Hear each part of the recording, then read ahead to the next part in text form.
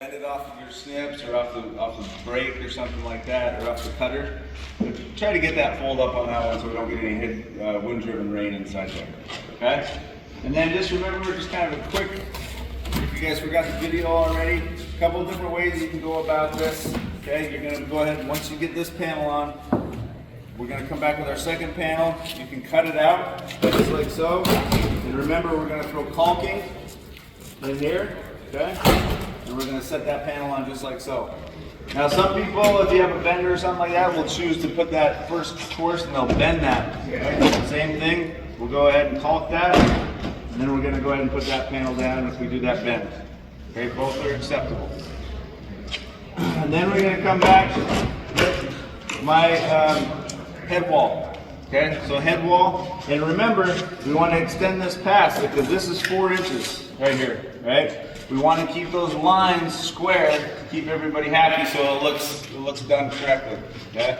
So make sure I'm extending this past 4 inches, and that way I can get those lines looking nice and square when we put this on. Okay?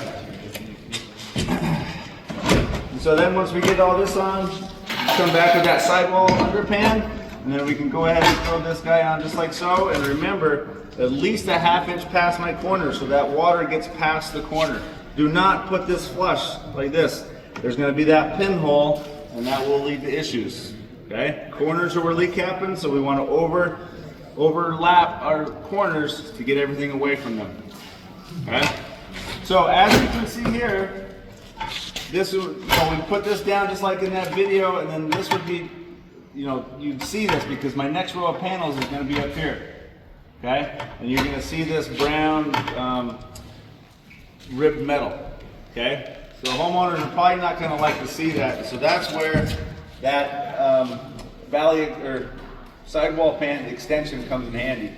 Okay, so now I can fit that into that extension, and then I can go ahead and bring this down and fold this how I want to. Right, we can sharp fins, however we want to go about it.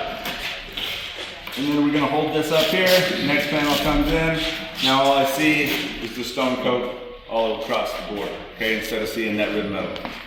So I would say, 9.5 times out of 10, you're probably going to want to use this, so you might as well just plan on always having